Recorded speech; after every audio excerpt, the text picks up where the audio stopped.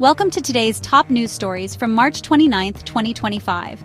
From domestic terrorism investigations to international protests and a somber moment in the world of sports, we've got a lot to cover. Let's dive right in. Recent attacks on Tesla dealerships across the U.S. have been labeled as domestic terrorism by Attorney General Pam Bondi. Speaking from the White House, Bondi condemned the use of Molotov cocktails and other incendiary devices. President Donald Trump vowed to bring the perpetrators to justice. The FBI has established a special task force to investigate these incidents linked to the Tesla takedown movement. This movement accuses Tesla of unfair business practices and misleading consumers about its self-driving technology. The attacks have sparked a nationwide debate about the line between legitimate protest and terrorism. The scientific community is reeling from the resignation of Dr. Peter Marks, a leading vaccine expert at the FDA. Dr. Marks cited concerns over misinformation and a lack of transparency under Health and Human Services Secretary Robert F. Kennedy, Jr.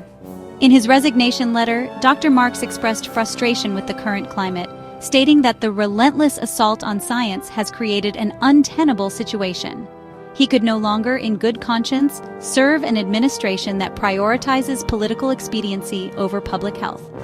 Dr. Marks' departure is a significant blow to the FDA, which has faced increasing scrutiny since the start of the Kennedy Jr. era. His resignation is a stark reminder of the challenges facing scientists and public health officials. The FDA's credibility is at stake as it navigates through this era of rampant misinformation. The scientific community is left to ponder the future of public health in such a polarized environment. The Australian federal election campaign got off to a rocky start as both Prime Minister Anthony Albanese and opposition leader Peter Dutton faced disruptions from protesters. Anti-nuclear activists targeted Dutton's events, highlighting the contentious issue of nuclear submarines under the AUKUS Security Pact.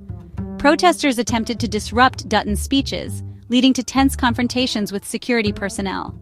Prime Minister Albanese also faced disruptions from anti-gas demonstrators demanding an end to new fossil fuel projects. These protests reflect growing public concern over climate change and the Albanese government's commitment to transitioning away from fossil fuels. The world of football is mourning the tragic death of Christopher Potter, a 40-year-old Rangers fan killed in a hit-and-run incident in Istanbul, Turkey. Potter was in the city to watch his team compete in the Europa League when he was struck by two vehicles. News of Potter's death sent shockwaves through the Rangers community, with tributes pouring in from players, staff, and fans. A memorial service was held at Ibrox Stadium, where thousands gathered to pay their respects. Turkish authorities have launched an investigation into the incident, with two individuals taken into custody. Mark your calendars, because on April 8th, a partial solar eclipse will be visible across parts of North America, Europe, Africa, and Northern Asia. While astronomers are excited about this celestial event, astrologers are buzzing with predictions about its potential impact on global affairs.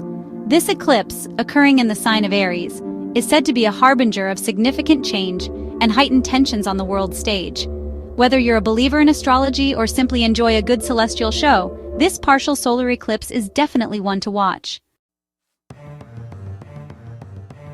That's all for today's top news stories. From domestic terrorism investigations to international protests and a somber moment in the world of sports, we've covered a lot of ground.